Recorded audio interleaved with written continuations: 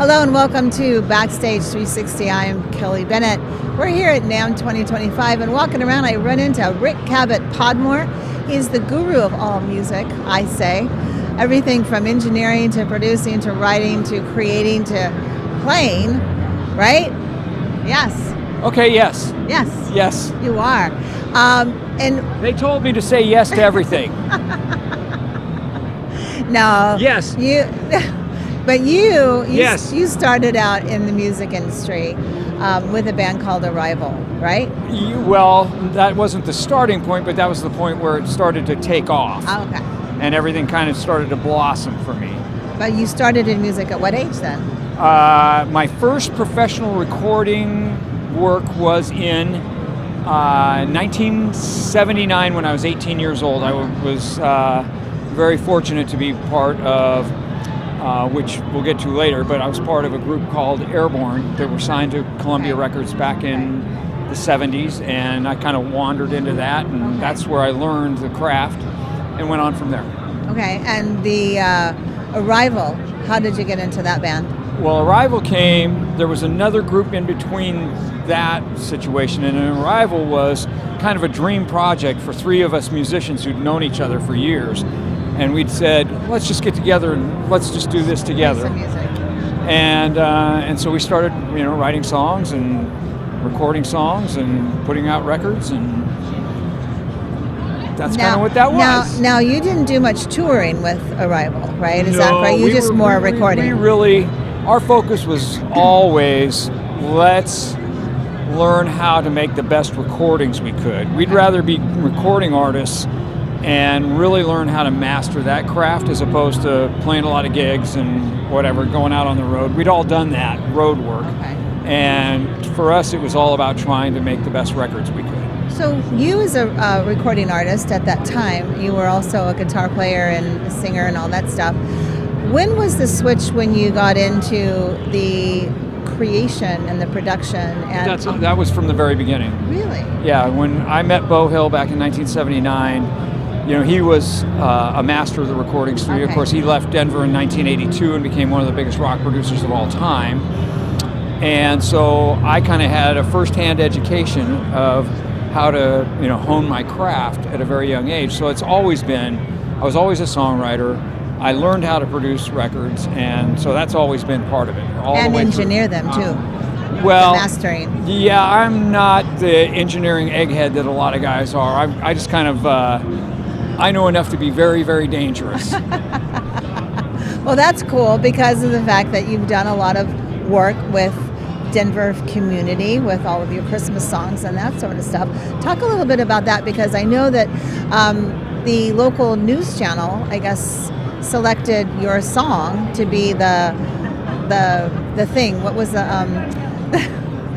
thing? The parade.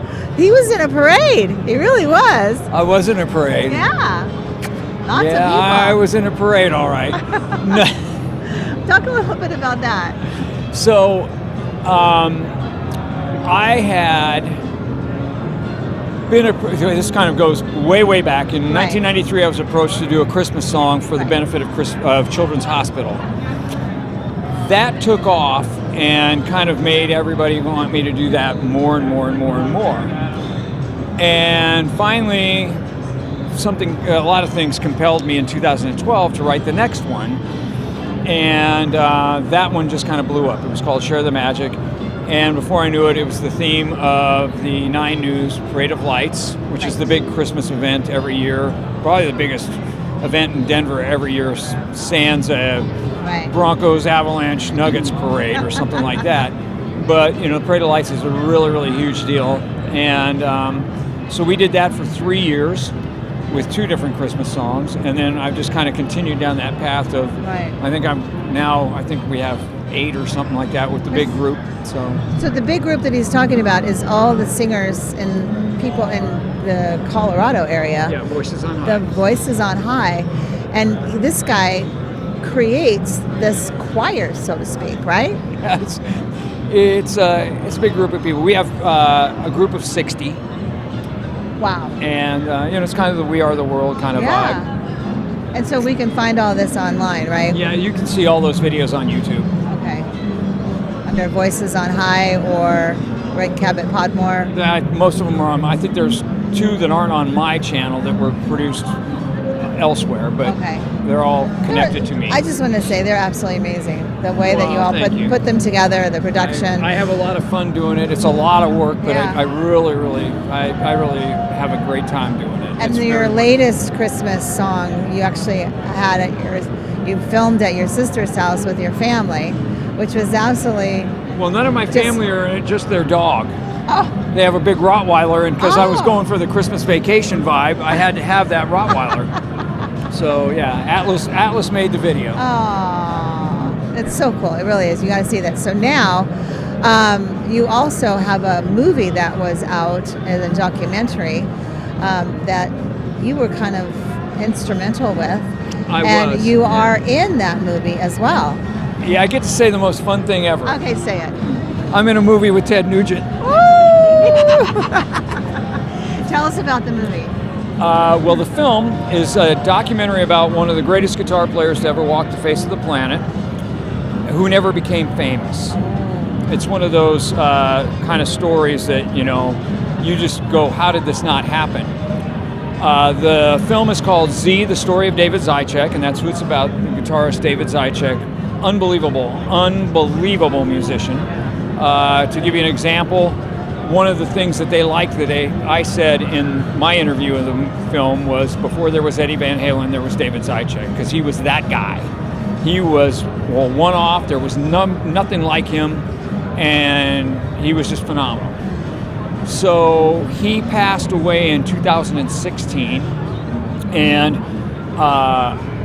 some friends of his who do video work and stuff like that decided they were going to do they started off just doing a kind of a tribute, and just getting people to kind of say stuff about him and everything like that, and the next thing you know, it blossomed into this whole thing where they're following it down a rabbit hole of oh, okay, here's this person, here's that person, and the next thing you know, they have, as I said, Ted Nugent. They've got Vic Johnson, who is Sammy Hagar's guitar player, but before that he was in the Busboys, but he saw David very, very young.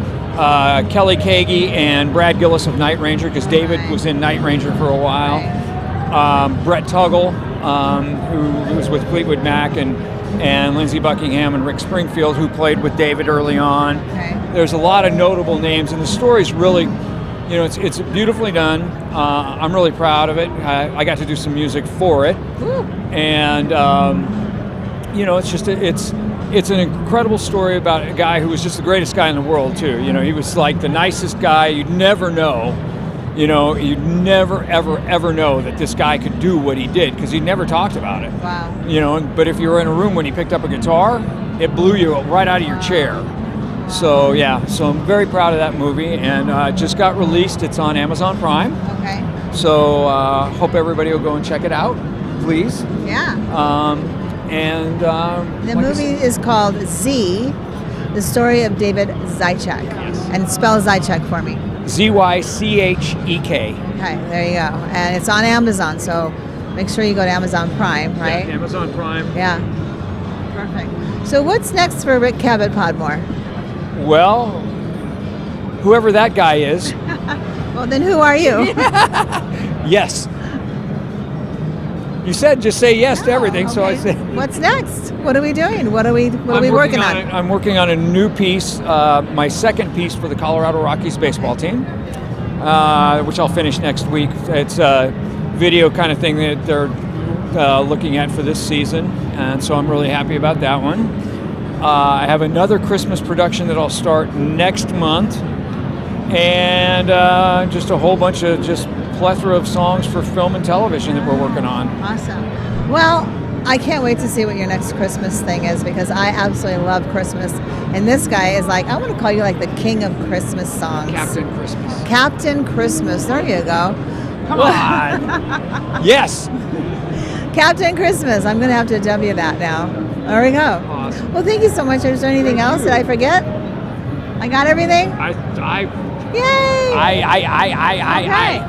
Thank you so much for stopping by. And where can we find everything? Well, there's my website, rickcabotpodmore.com. And that's R-I-C, no K, right? Well, I had a tag on, but I got defrocked before the interview. I could have just gone like this and gotten a close-up. Well, we'll do a lower thirds, right? But anyway, yes, it's rickcabotpodmore.com. My YouTube channel has the videos on it. And all right. I don't know, you can find, there's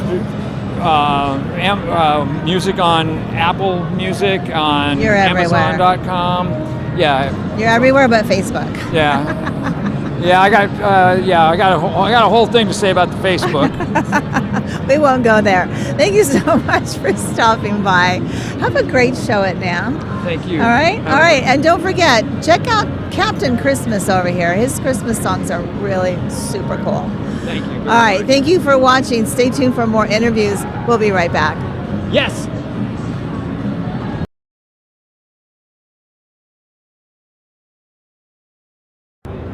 Hello and welcome to Backstage 360. I'm Kelly Bennett. We are here at NAMM 2025 in the beautiful JBL AKG booth. This is absolutely gorgeous. And today I have the pleasure of interviewing a couple that I met, 5 years ago? Yep. 5 years ago, Caitlin Allen and Eddie Garcia from Plastic Culture.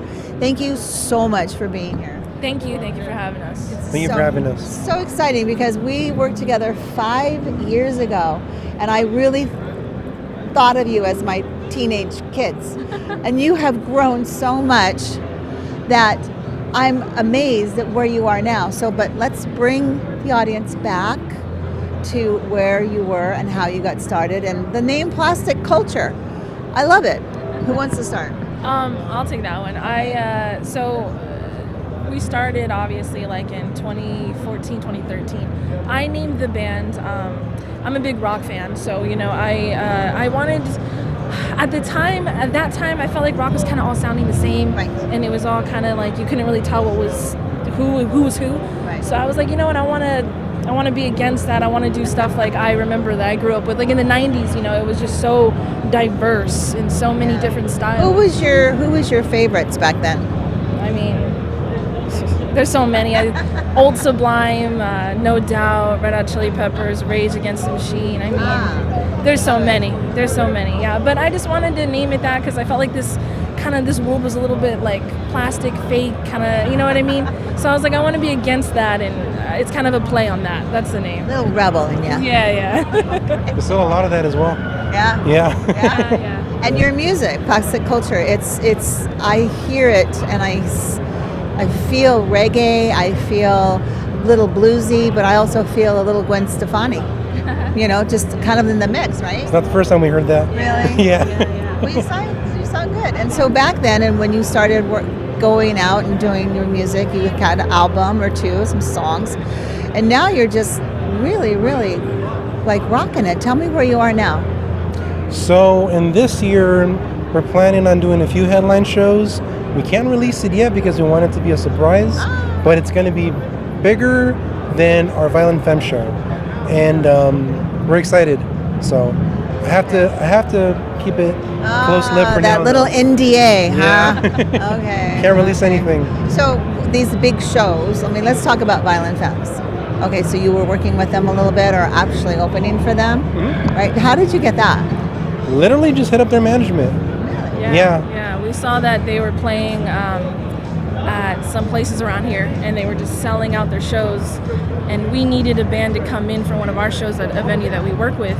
So I was like, you know what, let's hit them up. I'm a big fan. I listened to them since I was a kid, so yeah, they jumped on it. So we were really happy. And now they love you. Yeah, they're great. They're really awesome. great. We wanted to we've been booking for a little while, and we wanted to go about it a certain way because we feel that artist representation and the presentation really matters. Right. Yeah. And you can go around a bunch of different ways to presenting yourself, but only you yourself as the artist know how you want to be represented. Right. So we feel that we're on a certain level, and we want to push it. We want to go further and further and further. So we know in our younger years, we did all the bars, we did all that stuff, but we want to hit it harder and hopefully get those stadium and arena shows. Oh my gosh, Yeah. that would be amazing.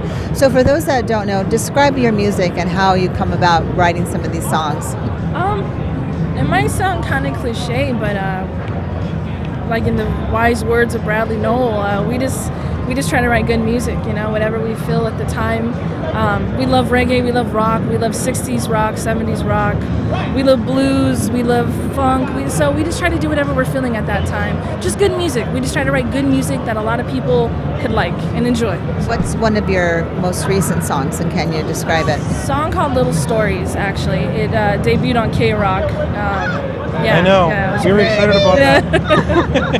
Yeah. So that one's like, we've been told that one sounds like if Sublime and No Doubt had a baby.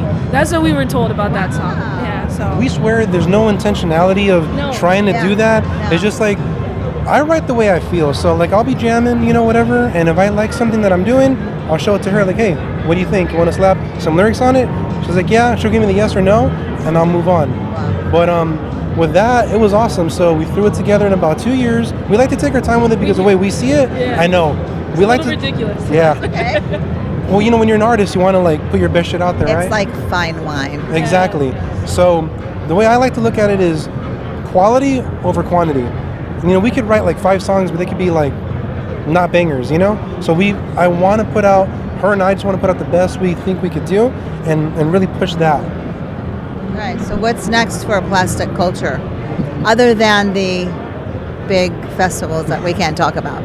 Well, we're writing some new music. We have like 2 songs that are almost done. We're gonna go back in the studio with Steve Ornest, our guy that did our last song. So we're just focusing on the music, focusing on the shows and marketing. We're gonna do more marketing because we feel like we need to get out there. It's really important. We've been really lagging on that, on the marketing. Well, your Facebook and Instagram accounts are pretty big. I know, but we need to work on other aspects as well. Yeah. We just want to put it all in there, kind of more than we've done before. We've done a bit, but we want to do the most that we've done so far. So. Now, you're strictly vocals, correct? I'm vocals and songwriting, yes. Okay. And you play Guitar, bass, a little bit of keys, a little bit of percussion, but professionally, we get a drummer and we get other people to come in. Like, I'll write the music with her, and then when we go to the studio, either I'll do it or we'll have some session players come in. But Plastic Culture is just this. Yeah. This is Plastic Culture. Okay. I was thinking there might be other people involved, but I'm like, no, because I think you get it there. We prefer it this way because it's just less of a headache, We know what we want. We agree with what we want. We have the same vision. Other people, too many cooks in the kitchen, they start wanting to, it's just easier to get our studio musicians to play with us, and that's just so much easier. Awesome. Yeah. Cool. Now, where can people find your music and you guys? All over the internet. You could either type in our name, Plastic Culture, or Spotify, any streaming services you guys like, Apple. Go on Instagram, it's Plastic Culture together with 1 C. Yeah. That confuses a lot of people. 1 C, Plastic Culture, 1 C. Yeah. People, Together. Oh, okay. Would people put 2 C's? It just looks stupid. There's another giant corporation or company that already owns that. So we thought, hey, let's put it together and just put 1 C. Okay. It just looks cooler. Okay, cool. Yeah. All right, Plastic Culture. Well, you heard it, guys, right there. Go to Instagram, Facebook, and all the social media platforms. Look up Plastic Culture with 1 C, and check out their your website too, right? Yeah. Yep. With plasticculture.com. Let's go to right? official. Oh, official. Yeah. Sorry. Plastic Culture Official. And I'm assuming you're going to be announcing the festival, right? Yes. Well, it's actually more than one. Oh, okay. So you have to follow these guys to make sure that you can find out when this festival is and where it is, because that's a big old secret we need to find out. And I'll be watching them too. So thank you so much for being with us. Anything else that our audience needs to know about y'all? I think the best thing to do is just follow us on social media. We'll put out little hints and Easter eggs, and you'll see what we're talking about. Easter eggs. Mm-hmm. Oh, how cute. I feel an Easter April festival date. Okay, I see it. All right. Thank you so much. Have a fun time at NAMM. Thank you. Go out and enjoy Thank you for yourself. having us, Kelly. Thank you so much for watching. Stay tuned for more interviews. We'll see you next time.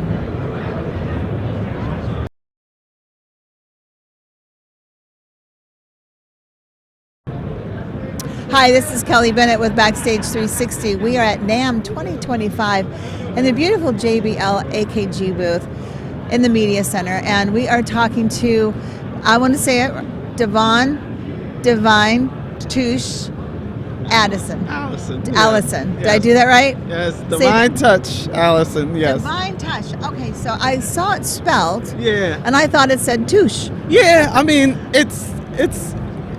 You know how you spell much, M-U-C. Ah. Yeah. So. Yeah. There's another touch. So yeah. So do you like to go by DaVine Tuch? Yes. Yes. Okay, so we'll just leave out the DaVine. Yes. Okay. This is DaVine Tuch. Hello, y'all. How are you?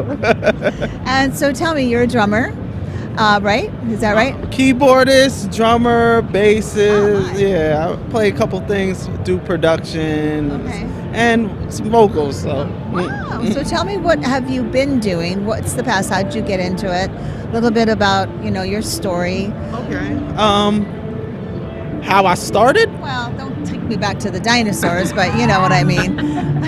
What made you get into drumming? How's that? Or music, I should say. Music. It's been my whole life. I've been doing it my whole life. My mom was a choir director.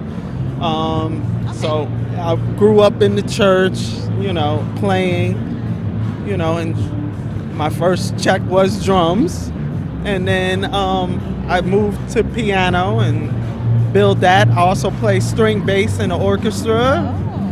And then that turned to a bass. And then I just started exploring different things. So you obviously explored enough to have the fashion sense to go along with the music. Yeah. Tell me a little bit about your music now. So I work with Ashford and Simpson's Valerie Simpson. So I also have a track out with Busta Rhymes, T-Pain, and DaBaby. I worked with Lisa. I worked with Dave Brubeck. I worked. It's a lot of people.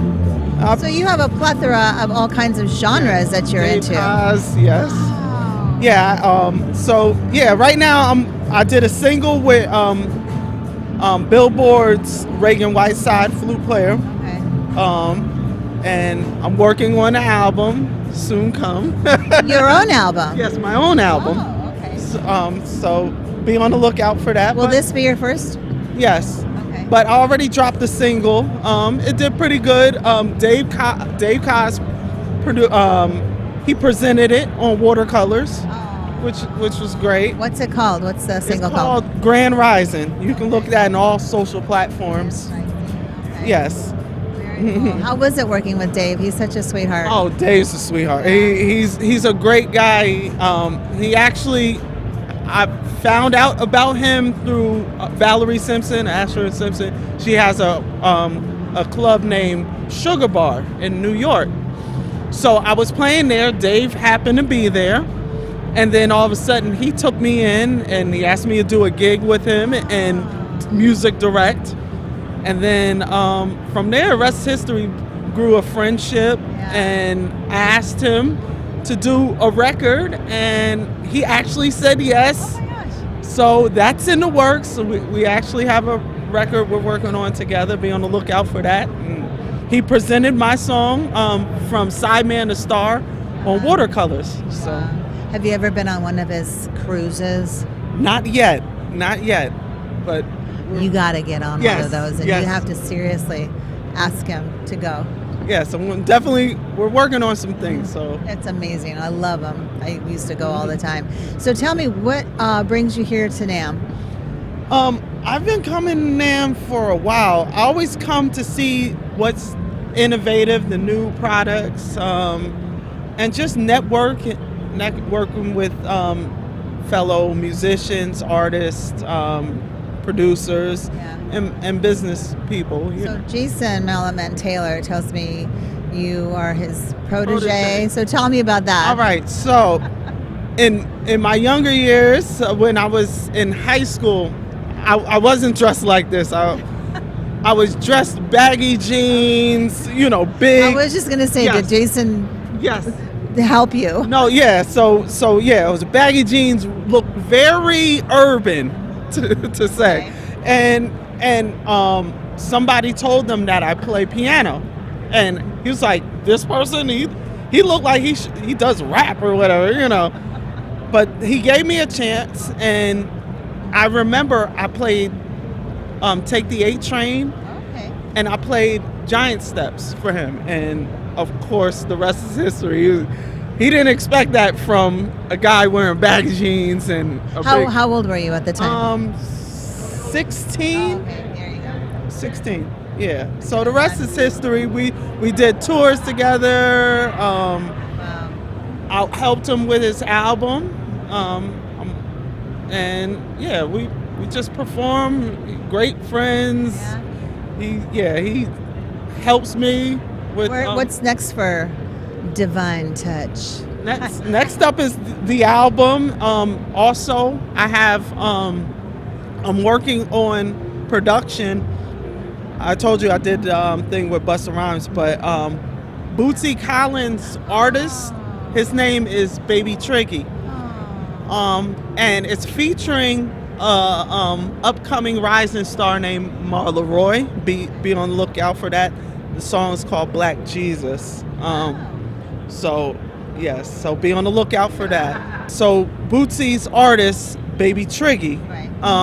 I've been working him for years before he was signed to Bootsy. Okay. So yeah, basically he got signed. They're working on a song, and he asked me to produce it, and seems like everything's going. That's good. Yes. That's amazing. Yes. That's really amazing. Now, where can people find your music? Yeah. And you, by the way. Yes. I mean, just look for Instagram, DAVINE_TUCH. You can Google DaVine Tuch, DAVINE _TUCH, and yeah, you'll find me. DaVine Tuch is in the house. I love that name. Thank you. Well, thank you so much for joining us. Have a wonderful day at NAMM, and I hope you do a lot of networking, and good luck in the future with all your music coming up. Don't forget to look up DaVine Tuch on Instagram and Spotify, and I'm assuming Yes, Spotify, all the social platforms. all the social platforms. And thank you again. Well, that's it from here. We will return shortly with more interviews, so don't go away.